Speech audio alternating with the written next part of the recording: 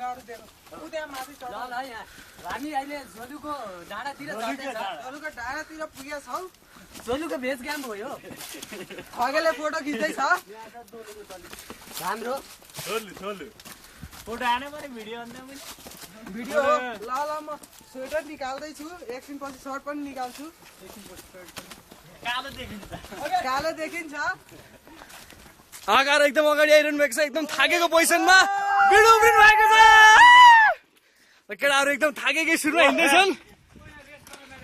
यो टुर गाडी प्रताप बिचारा रिस गरौँ भन्दैछन् भने कुन्दन एकदम आलस्य भइसकेका छन् यो टुरको लिच्ची हो नाम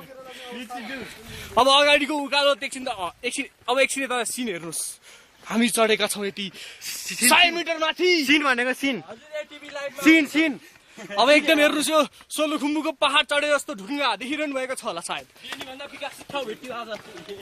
अजेस म चढ्दैछु यता उकालोतिर यो देख्न सक्नुहुन्छ राष्ट्रिय यो देख्दै हुनुहुन्छ होला छेउमा यो टनेल यसबाट सायद के भन्छन् भनिदेऊ त भन्दियो त खानेपानी बनाइन्छ होला मेलम्ची आएन भन्छन् मेलम्ची आयो हेर्नुहोस् यी हेर्नुहोस् मेलम्ची आइसकेको छ काठमाडौँको जिन्दगी आयो केवल यसमा पानी बग्दैन अरे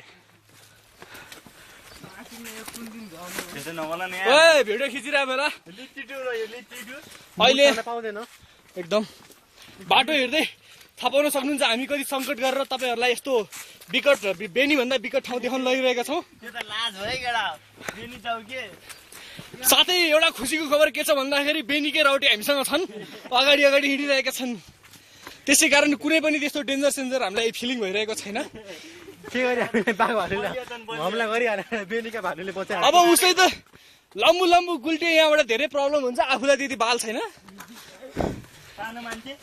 सानो मान्छे मोटो छु ठुलै कुरा अब हाम्रो बुद्ध जस्तो साथीलाई एकदम तरकारीको बारे एकदम ज्ञान भइरहेको छ यहाँबाट काठमाडौँको भेलेहरू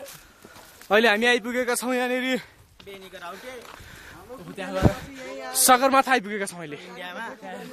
सगरमाथा बेस क्याम्प 3 अब केटाहरूको माग अनुसार एकदम यहाँनिर रेस्ट गरौँ भन्ने छ तर केटाहरूको माग